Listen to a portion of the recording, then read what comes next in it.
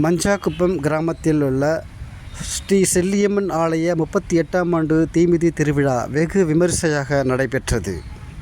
திருவள்ளூர் மாவட்டம் பூண்டி ஒன்றியத்திற்குட்பட்ட மஞ்சாக்குப்பம் கிராமத்தில் அமைந்துள்ள பழமை வாய்ந்த ஸ்ரீ செல்லியம்மன் ஆலய 38ஆம் ஆண்டு தீமிதி திருவிழா வெகு சிறப்பாக நடைபெற்றது. கடந்த மே 1ஆம் தேதி வெள்ளிக்கிழமையன்று காப்பு கட்டுதல் நிகழ்வு நடைபெற்றது.